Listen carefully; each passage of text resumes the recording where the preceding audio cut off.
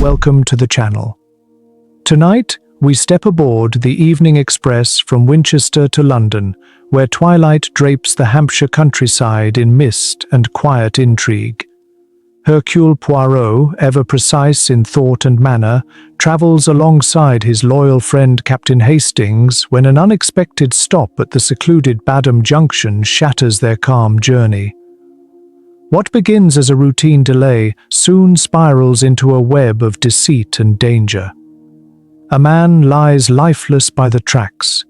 Edmund Blackwood, a respected dealer in antiquities. Yet his death is no accident. Beneath the rhythmic clatter of wheels and whispers of the night, a murder has been meticulously staged. Join us for the 5:40 to London, a tale of deception, deduction, and justice woven in the spirit of classic mystery.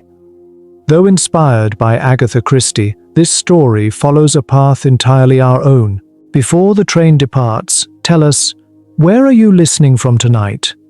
Your presence brings life to these midnight tales. If this journey captivates you, consider joining Nocturnal Tales for ad-free listening and exclusive stories, or leave a small tip through the links below. Now take your seat and listen closely. The whistle blows, and the mystery begins. Chapter 1. The Unexpected Halt. The evening train from Winchester to London rolled steadily through the quiet Hampshire countryside, its rhythmic motion blending with the fading hues of twilight. Inside the first-class compartment, the soft glow of the gas lamps reflected off brass fixtures and the supple leather seats. The faint scent of tobacco mingled with the aftertaste of tea. A setting of calm civility disturbed only by the subtle rumble beneath the wheels. I, Captain Arthur Hastings, found myself seated opposite my good friend, the one and only Hercule Poirot. Even as the train swayed gently from side to side, he remained perfectly composed, his posture immaculate, not a single wrinkle marring his impeccable grey suit. His egg-shaped head was tilted slightly forward in thought, hands folded neatly atop a silk handkerchief, while his famously waxed moustache quivered with quiet contemplation, perhaps arguing some private point of logic. We were returning from our latest engagement, a perplexing affair at Lord Pembroke's estate involving the disappearance of a rare medieval manuscript and a most distressed librarian. Poirot's dramatic revelation of the culprit still played vividly in my mind. The moment the thief confessed under the detective's calm but piercing gaze was one to remember. "Mon ami Hastings," Poirot said suddenly, breaking our comfortable silence. "You seem unusually quiet tonight. The case, it has exhausted you, perhaps?" "Not in the least, Poirot," I replied, though truthfully, I felt the pleasant weariness that comes after a case well concluded. I was merely admiring the way you saw through Whitmore's deception. The notion that he hid the manuscript inside the disused chimney was simply ingenious. Poirot's eyes gleamed with satisfaction, and the corners of his moustache lifted ever so slightly. "It was, you see, a matter of psychology.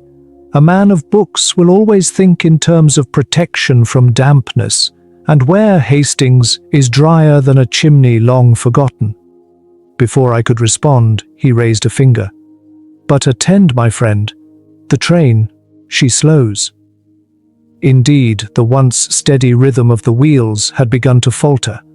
The conductor's whistle sounded somewhere ahead, followed by the sharp hiss of steam as the brakes engaged. Through the window, I saw a small rural station come into view, its signboard faintly visible under the flickering glow of gas lamps. Badham Junction. "I don't recall this being on our schedule," I remarked. "Just so," murmured Poirot, leaning forward. "Something has occurred. Observe the agitation of the railway staff. On the platform, the portly station master hurried back and forth, barking orders at a young porter who was struggling to carry a stretcher. Both men wore grave expressions, and even at a glance, one sensed that some misfortune had taken place. The chill outside was touched with the smell of wood smoke and damp autumn air. As we prepared to disembark, a distinguished-looking man of about 50 emerged from the next carriage. I had noticed him earlier at Winchester. His anxious manner, the constant glances at his pocket watch, and his restless fidgeting had struck me then as peculiar. "Perhaps we should inquire," I suggested. "An admirable thought, Hastings," Poirot agreed. "When the normal pattern of events is disturbed, there is always something to learn." We stepped onto the platform, joining a small knot of passengers near the station master, who was wiping perspiration from his brow despite the evening chill. "Terrible business, gentlemen," he said with visible distress. "A man's been found dead on the line, about a mile down the track, struck by the goods train that came through an hour ago. Dreadful accident."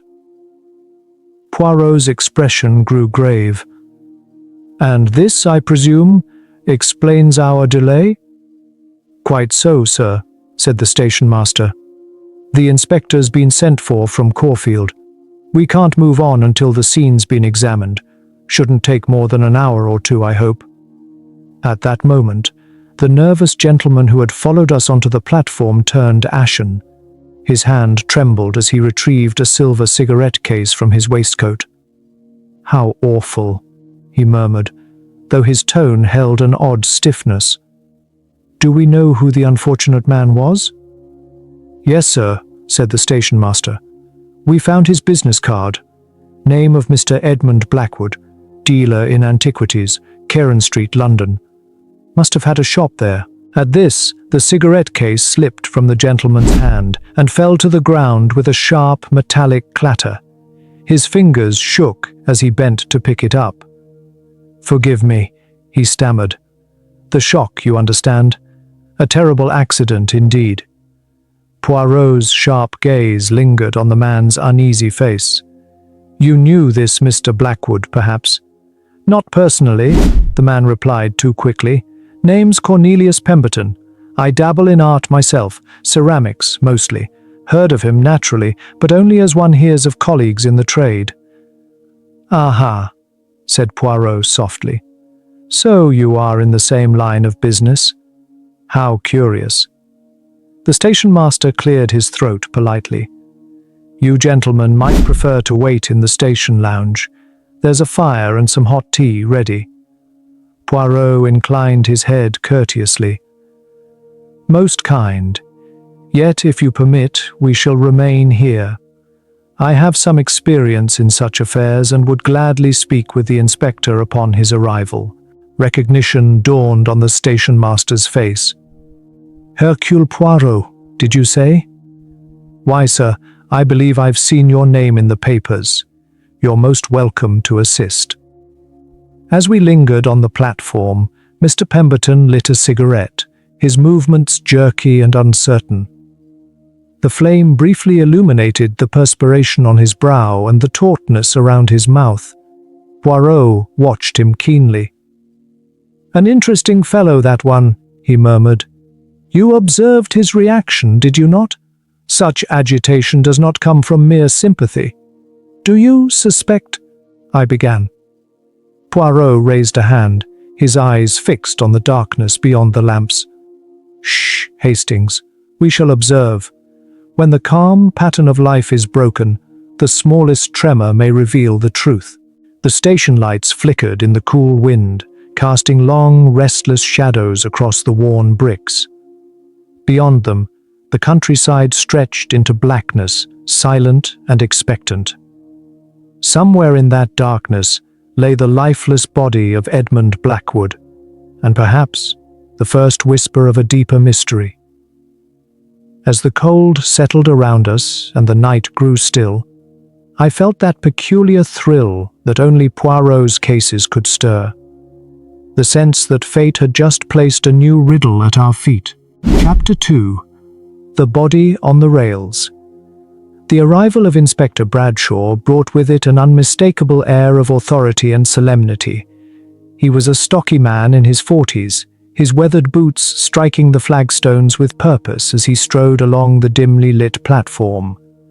The gas lamps cast a pale glow over his broad shoulders and the brim of his worn trilby hat, beneath which a pair of piercing blue eyes assessed the small assembly waiting near the station office. Poirot stepped forward with his customary politeness, inclining his head in greeting. "Inspector Bradshaw, I presume? Hercule Poirot, at your service. This is my associate, Captain Hastings. We happen to be aboard the train and would be honored to offer any assistance, should it be of value." Bradshaw studied him for a moment, clearly recognizing the name. "Poirot, you say? I've read of your work. We'll gladly take your expertise. This is a strange case already." Poirot gave a modest nod. "Then let us proceed at once, if you please.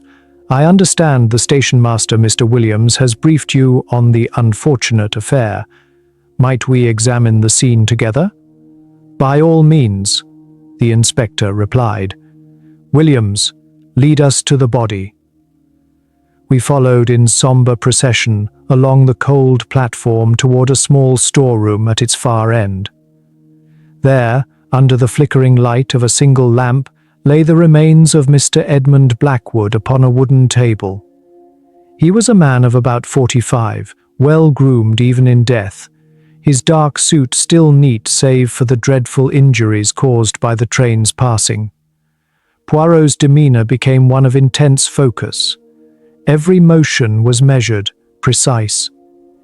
He bent over the body, examining it from head to toe, the face first, then the hands, the coat, and the shoes. He crouched to inspect the boots more closely, lifting one gently with his gloved hand. "Hastings," he murmured, "observe, if you please, the condition of these boots." I peered down, but to my eyes they appeared ordinary, well-made leather, highly polished. "They look clean," I offered. "Precisely," said Poirot softly, "and therein lies the curiosity. A man who supposedly wandered across open fields to reach the railway line should not have spotless boots. Where are the traces of soil, the stains of grass, the clinging mud? There are none, ergo, he did not come here on foot." He moved on to the victim's hands, studying them with surgical precision. "Note, Hastings, no sign of struggle, no broken nails, no abrasions. These are the hands of a gentleman who met no violent resistance, most instructive." Then, with a small gesture, he brushed a few crumbs from the man's lapel. "Ah, and what have we here?" he said, leaning closer. "Cake crumbs. Plain sponge, I think, perhaps from a tea shop. A detail that seems trivial, but in crime, the trivial is often the key." Producing a tiny pair of tweezers from his pocket, Poirot knelt beside the table once more, inspecting the hem of the trousers and the soles of the boots. "See here, my friend, fibers, red wool, blue cotton, and this yellow strand, jute, from a coarse domestic carpet, not the sort of thing found outdoors." He straightened slowly, eyes narrowing in thought. "This man did not die in a field, Hastings. He died, how shall we say, in comfort, indoors, and then he was brought here." Inspector Bradshaw exchanged a glance with me but said nothing. Poirot's attention had shifted again, this time to a wound just above the left temple. He bent close, tracing the dried blood with one fingertip. "Now this," he said gravely, "is most revealing. Look at the pattern, Hastings. The blood runs in two directions, one stream downward along the cheek, another back toward the scalp. What does that tell you?" Bradshaw frowned. "Couldn't that have been caused by the impact of the train?" Poirot shook his head gently, his tone patient but firm. "No, Inspector. A locomotive's violence scatters the blood in chaos. Splatter, not symmetry. The laws of gravity are constant. For the blood to flow both downward and backward, the body must have changed position, first upright, then laid flat, Before being placed face down upon the tracks, the man was already dead before the train ever touched him. A heavy silence followed. The chill air seemed sharper somehow. The inspector cleared his throat. "Williams, tell us what was found on him." The station master produced a collection of personal effects and laid them out carefully on the table. A leather wallet, a gold pocket watch, a silver cigarette case, and a small brown portfolio. "His papers, sir. Letters, invoices, business correspondence. The wallet holds a few banknotes and a card. Edmund Blackwood, Antiquities, Cairn Street, London. The tip-in is diamond, very fine quality." Poirot examined each item with meticulous care, his fingertips lingering on the cigarette case, then on the papers. "All perfectly in order," he said thoughtfully. "No signs of robbery, and yet perhaps something is missing." He looked up at Bradshaw. "Inspector, tell me, was there mention of any other possessions? Jewelry, gemstones, or merchandise he might have carried for trade?" "Nothing else reported, Mr. Poirot," said the inspector. "At least not yet." Poirot's moustache twitched, and he regarded the still figure before him with a mix of sadness and curiosity. "Then, my dear Hastings," he murmured, "we are looking not at an accident, but at a puzzle. And every puzzle, no matter how dark, must yield its pattern to the mind that observes." As the wind howled softly outside and the gas lamps flickered, the truth of his words seemed to hang in the air like a quiet prophecy. "Nothing beyond what you see here," said Williams, the station master, glancing nervously at the array of personal effects. "The gold watch, yes, and that diamond tip-in, but nothing to indicate he was carrying any rare items or antiquities." Poirot nodded slowly, his gaze distant but calculating. "Indeed. And yet," he mused, "our unfortunate Mr. Blackwood was a dealer in valuable relics. His correspondence confirms it. Such men often travel with merchandise, small, portable, and easily sold. The absence of any such items is suggestive." Bradshaw folded his arms. "You think he was robbed, then?" "Perhaps," replied Poirot evenly. "But let us not leap to conclusions, my dear inspector. The truth hides not in what we assume, but in what we observe. Come, we must see the place where the body was discovered.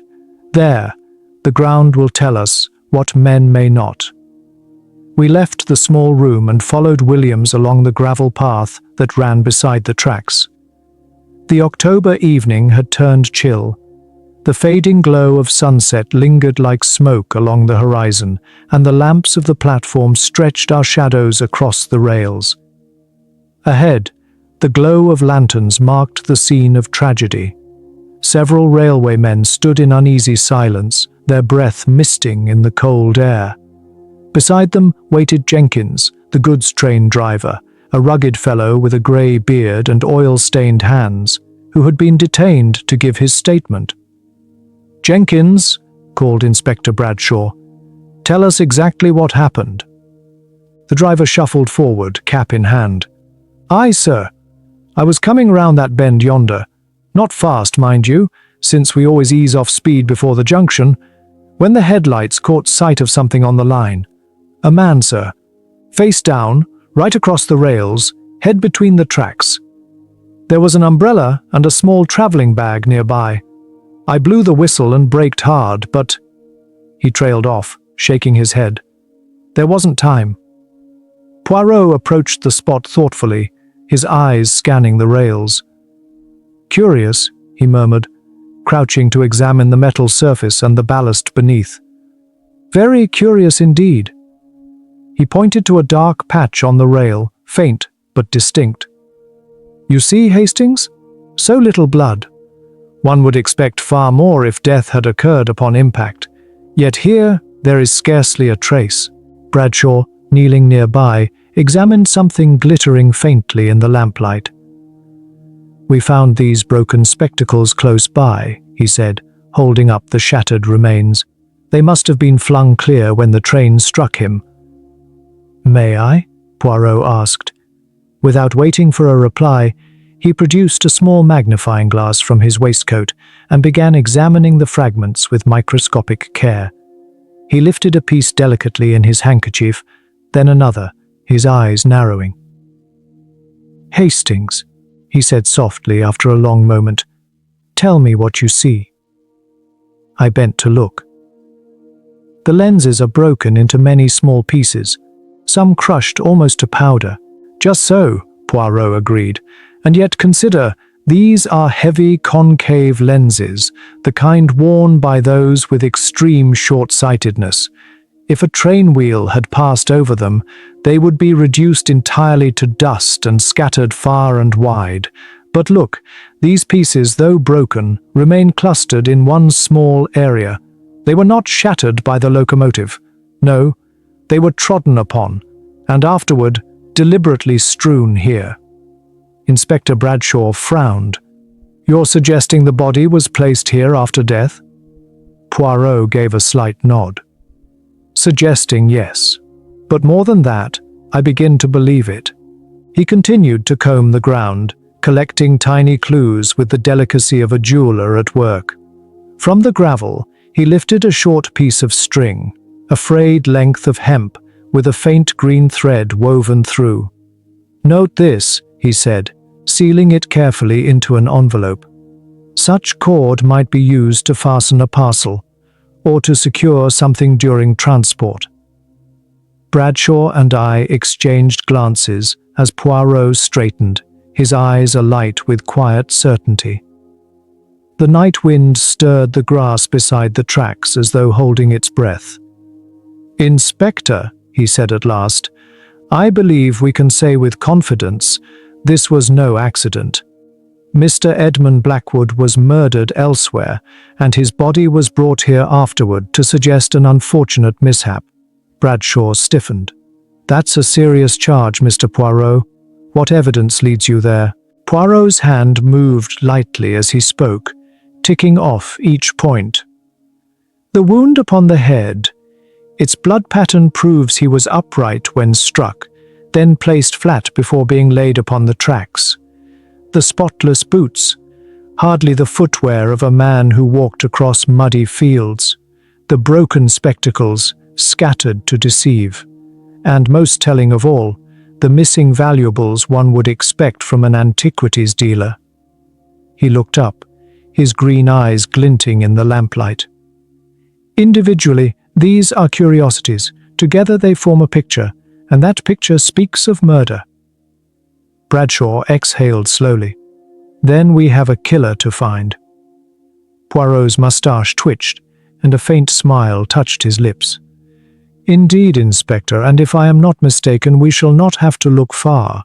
As we turned back toward the station, the lanterns swayed in the evening breeze, casting long, wavering shadows across the gravel.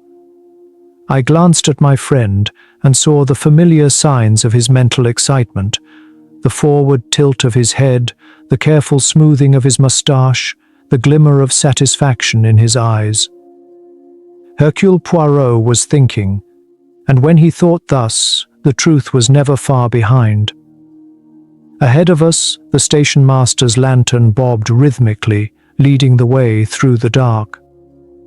I felt the growing certainty that this quiet country mystery was about to unfold into something far more sinister.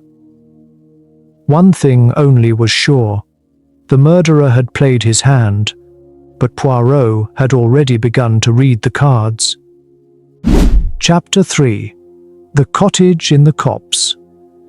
As we retraced our steps along the railway line, the wind carried with it the faint metallic scent of damp earth. Poirot suddenly halted and turned toward Inspector Bradshaw and the station master, his sharp gaze thoughtful. "Tell me, Williams," he said, "is there any dwelling nearby? Perhaps a cottage or a small house close to where the body was discovered?" Williams nodded after a moment's thought.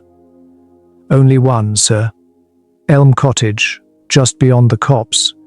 It's been standing empty for months. Though, he added, lowering his voice.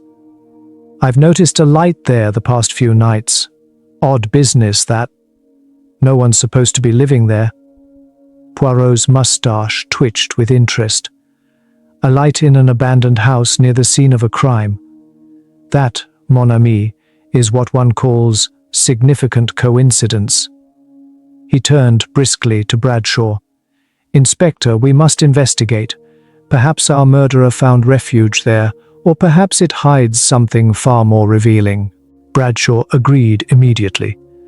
"It's the only building for half a mile. If someone's been there recently, we may be on to something." The three men set off into the thickening night. The world beyond the tracks was eerily silent except for the distant hiss of steam from the train that still waited in the station yard. Poirot, precise even when walking through mud, stepped delicately along the narrow path. His coat was buttoned to the chin, his hat angled just so. Bradshaw's lantern swung ahead of them, throwing long, quivering shadows through the tangled hedgerows. Soon, Elm Cottage came into view, a modest red-brick house, its garden overrun with weeds and nettles. A faint yellow light flickered in a downstairs window, casting a ghostly glow over the crumbling gatepost. Poirot stopped to take in the scene, his eyes narrowing. "Note, Hastings," he murmured. "An oil lamp, not gas. That tells us the occupant is either old-fashioned or temporary, a curious choice for a supposed squatter." Then he crouched, pointing to the soft earth near the gate. "And here, what do you observe?" The ground bore deep twin grooves. Bradshaw knelt beside him. "Wheelbarrow tracks," he muttered, "and fresh ones too. See how sharply they're pressed in? Whatever it carried was heavy." "Precisely," said Poirot softly, "and these tracks lead toward the back." They followed the trail around the cottage, gravel crunching underfoot. The marks led past a withered vegetable patch, then curved across a field, straight toward the railway line. Poirot paused, his breath rising in white clouds. "It becomes clearer, does it not? Our unfortunate Mr. Blackwood was not where he appeared to be. But patience, we must not rush where logic demands precision." At the front door, Bradshaw called out, "Police! Anyone inside?" Only silence answered. The glow from the lamp remained steady, undisturbed. The door, when tried, swung open without resistance. Poirot inclined his head. "An unlocked door in a supposedly empty house? Most obliging. Let us proceed, cautiously." Inside, the air was stale, heavy with the must of disuse and the faint tang of old tobacco. The hallway opened into a sitting room where disorder reigned. A half-empty whiskey bottle sat beside a soda siphon and an open biscuit tin. A glass lay shattered on the floor, and a chair was overturned near the hearth. "Signs of a struggle," Bradshaw muttered grimly, setting the chair upright. "Indeed," Poirot replied, stooping beside it. "But notice, this chair did not merely fall. It was struck backward as though someone fell upon it." He gestured toward several faint dark stains on the floorboards. "And here, blood. Not much, but enough to confirm violence." He turned his attention to the broken tumbler, his magnifying glass catching the lamplight. "Observe, my friends, the spread of these fragments. It was not dropped, but struck aside with force. And—" he lifted the whiskey bottle, sniffing delicately. "Ah, as I suspected, chloral hydrate, a narcotic. Our victim was drugged before he was killed. That explains the suffocation marks on the throat." Bradshaw examined the biscuit box. "Oatcakes," he said. "Same crumbs we found on the dead man's coat." Poirot nodded. "An excellent observation, Inspector. And these cigarette ends, cheap, machine-made. Blackwood smoked fine-cut Latakia, hand-rolled. The murderer waited here, nervous and impatient, smoking while he planned his next move. A glint by the fireplace caught Poirot's eye. He bent and retrieved a grey felt hat with a black silk band. Voila! Blackwood's missing hat. The killer overlooked this in his haste. One by one, Poirot gathered more evidence. Tiny threads, minute fibers of red wool, blue cotton, and yellow jute. A perfect match to those found on the victim's clothing, he said. Proof positive, he died here. Bradshaw's jaw tightened. Then there's no doubt. Murder committed on this spot. Poirot stood slowly, his expression grave but satisfied. Now we must determine who has been using this place. Someone has lived here, but not for long. Upstairs, they discovered a small leather traveling bag containing only a few personal items: a razor, clean linen, and a railway ticket stub, London to Winchester, dated 2 days prior. Winchester, I murmured. The same route we took. Exactly, said Poirot. Each fragment fits together like the pieces of a puzzle, but note, no letters, no papers, no name. The absence itself is telling. A man who erases his identity travels with intention. Satisfied they had found all they could, Poirot drew the curtains closed and gestured for us to sit. We remain here, mes amis. The answer lies within these walls. The air itself holds the truth. Let us think. Bradshaw hesitated, glancing at his watch. The train can wait, he said quietly. You're right. This is the crux of it. Poirot inclined his head approvingly. Bon. We are near the heart of the matter. Outside, the wind rose, rattling the windows as shadows flickered across the worn furniture. Within the chill silence of Elm Cottage, time seemed to hold its breath. Poirot's eyes gleamed with steady confidence. We shall not leave, he whispered, until we know everything. And in that dim, oil-lit room, surrounded by whispers of deceit and the faint scent of old whiskey, the investigation turned a decisive corner. Beyond the cottage walls, the night waited, but within, the truth was already taking form. Chapter 4. The Gathering at Elm Cottage. The sitting room of Elm Cottage had transformed into something almost theatrical, a quiet, flickering stage where truth itself would soon take center spotlight. The oil lamp burned low, its flames swaying and throwing restless shadows across the worn furniture. Every object in that room had become a silent witness. The whiskey bottle with its deceptive calm, the crumbled biscuit box, the shattered tumbler, and the rumpled tablecloth that concealed more than dust. Inspector Bradshaw stood stiffly by the window, his silver watch glinting in the dim light, his face a mask of concentration. The station master fidgeted near the doorway, clearly yearning to return to the safety of the platform.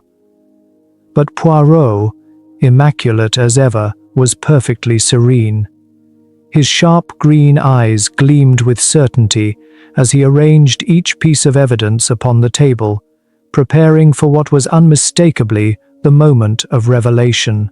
"Monsieur," Poirot began, his voice low and deliberate, "we are not gathered here to race against the railway schedule, but to restore justice to the dead. What first appeared a tragic accident, a man struck by a train, is in truth a murder most cunningly staged." He straightened the whiskey bottle with surgical precision. "Permit me to reconstruct the affair, not merely from the physical evidence, but from the psychology of those who played their part in it." He gestured gracefully toward the scattered items. "Picture, if you will, a meeting arranged between Mr. Edmund Blackwood, a respected dealer in antiquities, and one he considered an associate, perhaps even a friend. The setting: this very cottage, rented temporarily under a false name, as the meager belongings and Winchester train ticket upstairs confirm. Poirot's tone was calm, but every word landed like a stone in still water. The evening began cordially. They shared drinks, whiskey and oatcakes, but the whiskey, mes amis, was not as innocent as it appeared. It was laced with chloral hydrate, a narcotic of subtle power. The faint chemical odor still lingers in the bottle, and the swelling of Blackwood's tongue confirms it. Bradshaw leaned in, his brow furrowed. And when the drug began to take effect, the struggle followed, Poirot replied softly. The overturned chair tells the story. Blackwood fell backward as the dizziness overtook him. The glass shattered when struck from his hand. The few drops of blood, so telling, came from a scalp wound inflicted while he was still standing, long before the fatal suffocation. I shuddered as Poirot turned toward the tablecloth. Yes, Hastings, he continued, our murderer smothered him. See the faint stains, the creases, signs of violent pressure, and the fibers found on Blackwood's clothing, red wool, blue cotton, yellow jute, all match this very carpet. He died here, upon this spot. The station master shifted uneasily. Beg pardon, sir, he murmured. But the passengers. Poirot raised a hand gently. Patience, my good Williams. We are nearly at the end. He began to pace slowly, his polished shoes whispering over the wooden floor. After the deed was done, the murderer faced a dilemma. To leave the body here was to invite discovery, so he devised a deception, one clever but not perfect. Poirot moved to the window, pointing toward the darkness beyond. With the wheelbarrow, he carried the body across the field to the railway line, a distance of perhaps 300 yards, not easy, but manageable. There, he laid the body across the tracks, head placed carefully between the rails. The spectacles were shattered and scattered deliberately, the umbrella and travel bag arranged to complete the illusion of a tragic accident. Bradshaw's face was grim. To make it look like suicide or an accident. Precisely, said Poirot. A story simple enough for a tired constable to accept. Yet, even the cleverest plan falters on human error. Consider, the victim's boots remained spotless, too clean for anyone who had supposedly walked that muddy ground.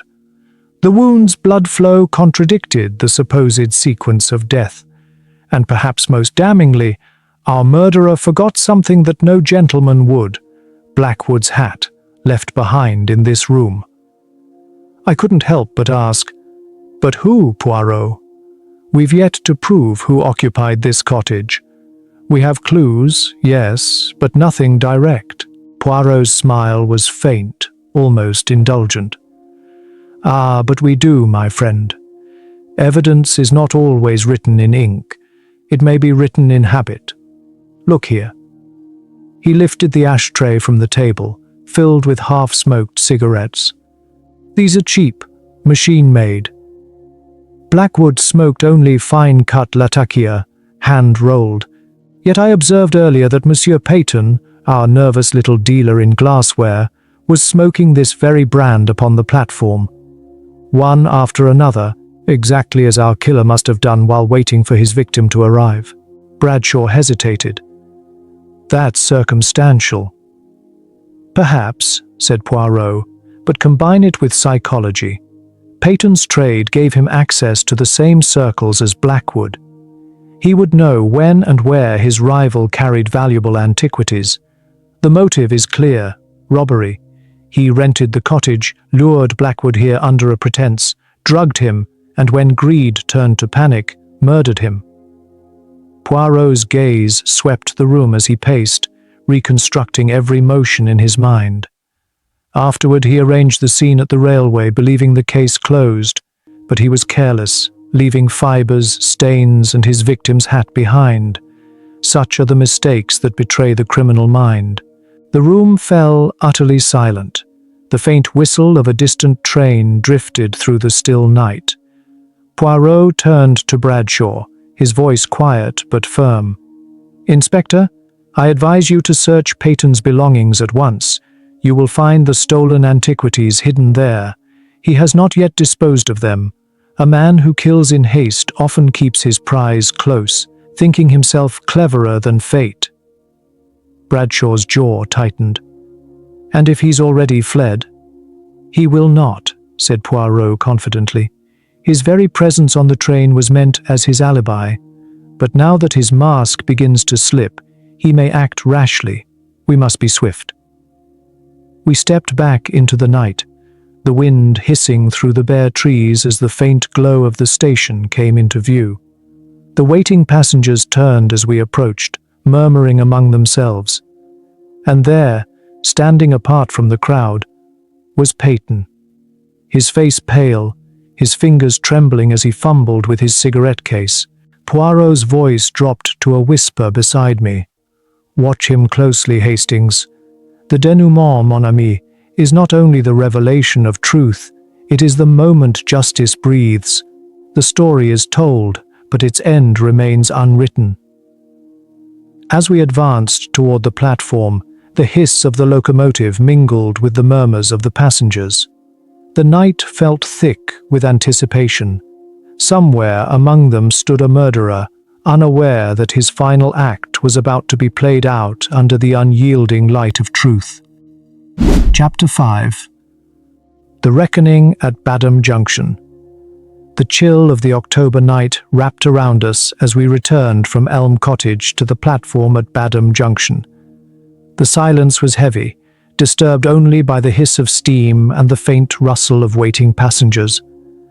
Inspector Bradshaw strode ahead with brisk determination, his duty clear and his purpose unwavering.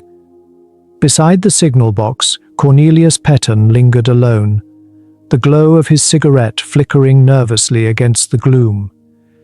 His hand went often to his pocket watch, as though time itself might deliver him from the tightening web that surrounded him. "Mr. Petton," Bradshaw called evenly, stepping forward. "We'd be grateful for your professional eye. Some objects have been found that might have belonged to Mr. Edmund Blackwood, items of antiquarian interest. Would you be so kind as to accompany us to the station master's office?" Petton froze, the cigarette trembling between his fingers before he crushed it underfoot. His voice was thin when he replied, "Certainly, Inspector. I'll help however I can."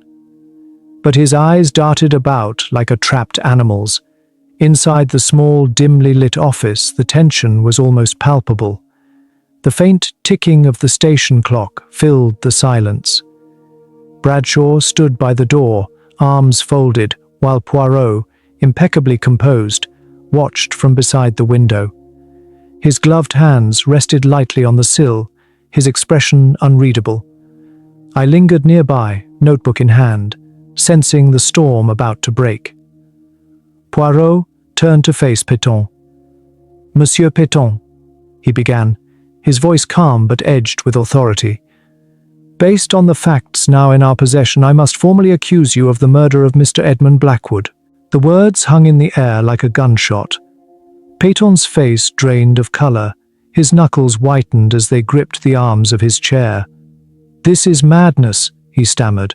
"I was in Winchester on business, as I've already told you. I've never set foot in that cottage." Poirot stepped forward, his tone patient, almost sorrowful. "Ah, but the evidence. It contradicts you most cruelly, monsieur. The railway ticket found at Elm Cottage, London to Winchester, is of the same issue and timing as your own.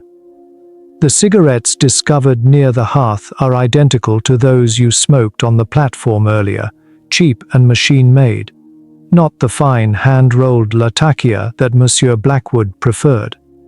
And the fibers from the carpet found on the victim's clothing, they match the rug from the cottage precisely." He paused, his gaze sharpening. "But perhaps most damning, you possessed knowledge of Blackwood's route, knowledge that only one intimately familiar with his trade and his habits could possess. You knew he would be traveling through this district, carrying rare and valuable pieces. That, monsieur, is not coincidence, it is calculation." Petton's defiance faltered. His lips parted, but no words came. His eyes flickered toward Bradshaw, then to me, searching for even a trace of sympathy. There was none. Poirot's voice softened but did not waver. "Permit me, monsieur, to reconstruct your crime. You arrived from London 2 days ago, renting Elm Cottage under a false name. You wrote to Mr. Blackwood, suggesting a profitable exchange, perhaps a rare figurine or a set of ancient coins. When he arrived, you greeted him as a colleague, offered him whiskey and biscuits, and in that whiskey you placed a small quantity of chloral hydrate." Poirot gestured lightly toward the evidence laid out on the desk, the bottle, the broken glass, the rumpled tablecloth. "When the drug began to take effect, he resisted. You struck him, then smothered him with the tablecloth, leaving the telltale signs of asphyxiation. You then transported his body by wheelbarrow to the railway line, arranging it upon the tracks to suggest a tragic accident. The scattered spectacles, the umbrella, the travelling bag, all part of your artful deception." He paused, glancing at the inspector. The oil lamp left burning in the cottage was another clever misdirection, meant to imply that the occupant still resided there. But alas, cleverness is not infallibility. You overlooked one vital detail: Mr. Blackwood's hat, left hanging on the cottage peg. No English gentleman would willingly travel without it. Bradshaw nodded gravely. "And when the goods train discovered the body, your alibi was already in motion. You were comfortably seated aboard the London train, appearing as just another traveller, unconnected to the crime." Poirot inclined his head. "Precisely. But time, mon ami, does not lie. The murder was committed well before the goods train arrived. You had ample time to return to Winchester and join the departing express, constructing an alibi that would seem unbreakable, except to the little grey cells. At last, the mask crumbled." Peaton's voice broke into a whisper. "It wasn't supposed to go that far. I only meant to rob him." He fought back. His shoulders sagged under the weight of confession. Bradshaw motioned to a constable. "Search his belongings. If the missing antiquities are found, the case is settled." Minutes later, the inspector returned holding a small leather pouch, his face set in grim satisfaction. "Hidden in a false bottom," he said, opening it to reveal a glittering array of jewels, brooches, and a tiny ivory carving, unmistakably Blackwood's treasures. Poirot's eyes softened. "Greed, monsieur, is a poison that blinds the reason and hardens the heart. You planned with precision, but fear, like guilt, leaves its own footprints." Peaton was led away in silence. Around us, the atmosphere shifted, tension melting into weary relief. The passengers, now permitted to reboard, did so quietly, their whispers trailing into the night. As the platform emptied, Poirot adjusted his hat with a touch of melancholy. "Another case concluded," I murmured. He nodded. "Yes, my friend. Logic has restored order, yet there is always sadness. For every criminal, there is a story of folly, and for every victim, a loss that reason cannot mend." We boarded the waiting train, the whistle echoing through the darkness. As the 5:40 to London pulled away, I looked back at the deserted platform of Badham Junction, the place where lies had unravelled and truth had triumphed. Poirot sat quietly, eyes half closed, his mind already adrift toward the next enigma. The countryside blurred past, swallowed by the night. Within the warmth of the compartment, justice felt both solemn and serene, the quiet aftermath of a storm well weathered. Here is a complete analytical chapter-by-chapter breakdown of the 5:40 to London. Chapter 1. The Unexpected Halt. The story begins aboard the Evening Express from Winchester to London, where calm civility is broken by an unscheduled stop at Badham Junction. Poirot and Hastings, returning from another triumph, find themselves amid confusion as word spreads of a man found dead on the railway line. The victim, Edmund Blackwood, an antiquities dealer, appears to have been struck by a passing goods train. Yet the scene unsettles Poirot, particularly the reactions of a fellow passenger, Cornelius Pemberton, whose unease betrays more than simple shock. In the quiet chill of the platform, Poirot senses that what appears to be an accident is merely the surface of something far more deliberate. What we learn, even in moments of stillness, Poirot reads disturbance as signal, not background. This chapter introduces how subtle emotion, a tremor, a misplaced glance, can reveal the first thread of deceit. Moral theme: truth seldom shouts, it whispers through discomfort. Those who notice it are already closer to justice. Viewer question: have you ever sensed that someone's reaction said more than their words? Chapter 2: The Body on the Rails. Inspector Bradshaw arrives to investigate, but Poirot's keen eye quickly redefines the narrative. The so-called accident collapses under scrutiny. The victim's polished boots bear no mud, his manicured hands show no struggle, and his blood flows in two directions, a physical impossibility unless the body was moved post-mortem. Poirot observes small but telling clues: cake crumbs, carpet fibers, and clean soles that defy the supposed walk across fields. Piece by piece, the detective constructs a picture of premeditation. The man did not die beside the tracks. He was killed elsewhere, then placed there to mimic tragedy. What we learn: Poirot's genius lies in his devotion to minutiae.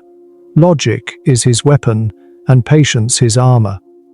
The world's noise never distracts him from the quiet language of evidence. Moral theme: deception cannot withstand precision. Lies unravel not through force, but through observation. Viewer question: if you were to investigate a mystery, would you trust instinct or the smallest tangible detail? Chapter 3: The Cottage in the Copse. The search for truth leads Poirot and Bradshaw to Elm Cottage, an abandoned dwelling near the tracks. Inside, the air is heavy with disuse and evidence. The scene speaks louder than any confession: an overturned chair, bloodstains, a drugged whiskey bottle, and the unmistakable scent of chloral hydrate. Poirot reconstructs the crime with chilling clarity. Blackwood was drugged, struck, and suffocated here before being carried to the railway on a wheelbarrow. The same carpet fibers found on his clothes appear on the floor, proving this was the true site of the murder. Even the oatcake crumbs on his lapel match the half-empty biscuit tin nearby. The illusion of an accident begins to crumble. What we learn: the house becomes a metaphor for truth itself, apparently deserted yet filled with voices if one only listens. Poirot teaches that silence conceals nothing from reason. Moral theme: every deception leaves residue. The past cannot be hidden from those who question without fear. Viewer question: do you believe guilt has a scent, that places remember what their occupants wish forgotten? Chapter 4: The Gathering at Elm Cottage. Within the dim, oil-lit walls of the cottage, Poirot gathers Bradshaw and the station master for his first reconstruction.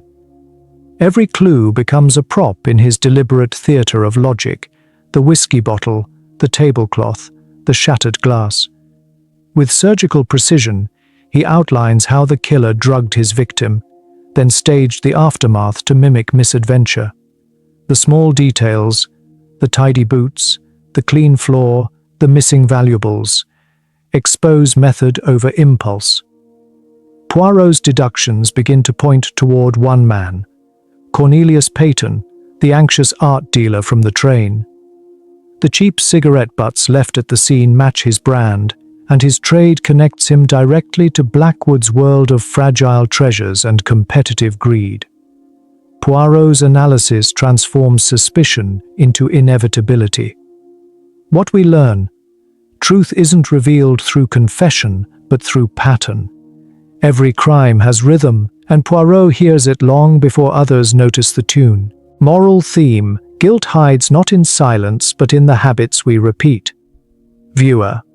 Question: do you think the smallest routines, a brand of cigarette, a nervous gesture, can betray who we really are? Chapter 5. The Reckoning at Badham Junction. Back at the station, beneath the hiss of the waiting train, Poirot confronts Cornelius Peyton with quiet precision. What begins as denial soon cracks under the weight of evidence: the ticket stub linking him to the cottage, the carpet fibers, the missing relics, and the forgotten hat. The narrative reconstructs itself piece by piece until even the accused can no longer maintain the illusion. In a final display of method and mercy, Poirot recounts the sequence of deceit, not as condemnation, but as lesson. Greed had guided intellect, and in doing so, destroyed it. When the stolen artifacts are discovered in Peyton's bag, the performance ends. Justice, as ever, arrives quietly. What we learn: Poirot's triumph is not victory but restoration, of logic over chaos, of truth over disguise. Yet he mourns both victim and culprit, knowing intellect without conscience always leads to ruin. Moral theme: the pursuit of wealth without integrity is a kind of death long before justice arrives.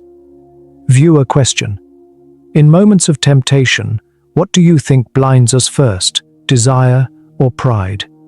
Epilogue: the quiet journey home. As the 5:40 to London departs once more, Poirot and Hastings sit in calm reflection. The night outside is peaceful again, yet the echoes of deceit still linger. Hastings remarks on the inevitability of truth, but Poirot, ever the philosopher, reminds him that reason may restore order, but never innocence. Beneath the rhythmic clatter of wheels, the story closes not with triumph, but with understanding. Moral theme: the truth does not heal, it enlightens. Yet enlightenment itself is humanity's greatest mercy. Viewer. Question: when truth finally comes to light, do you see it as punishment or liberation? Key characters analysis. In the 5:40 to London, each character embodies a distinct strand of deception, morality, and truth that weaves the mystery into motion. Hercule Poirot serves as the mind and moral compass of the story, a man whose brilliance lies not only in solving crimes, but in dissecting human weakness with compassion and precision. Captain Hastings stands beside him as the everyman observer, his loyalty and instinct grounding Poirot's intellect in humanity. Inspector Bradshaw represents the conventional eye of the law, methodical but limited, whose reliance on routine contrasts sharply with Poirot's intuition. Edmund Blackwood, the murdered antiquities dealer, is the story's silent catalyst, his greed and deceit sparking the chain of betrayal that leads to his death. Cornelius Peyton, the anxious art dealer, emerges as the tale's central antagonist, a man of intelligence undone by avarice whose meticulous planning collapses under Poirot's quiet logic. The station master, though minor, becomes the moral witness of the narrative, his simple honesty highlighting the contrast between ordinary decency and calculated corruption. Even Elm Cottage, the murder scene itself, takes on a symbolic presence, representing the illusion of abandonment while holding the echoes of guilt within its walls. Together, these figures form a tapestry of human motives and moral consequences, where intellect, greed, and conscience collide beneath the stillness of an evening train. Final thoughts. At its essence, the 5:40 to London is more than a tale of murder. It is a reflection on how the smallest lies can unravel the grandest facades.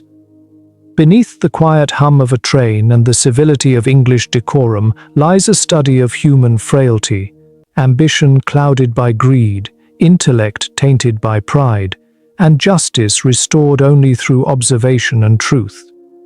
Poirot's method reminds us that reason is not merely a tool for solving mysteries, but a guide for understanding the moral complexities of life itself. The story closes with a haunting sense of balance, order restored, but innocence lost, proving that truth, though victorious, often demands a silent price. If you found this journey through mystery and morality compelling, subscribe for more in-depth analyses of timeless detective tales and share your thoughts below, because every great mystery becomes richer when questioned together.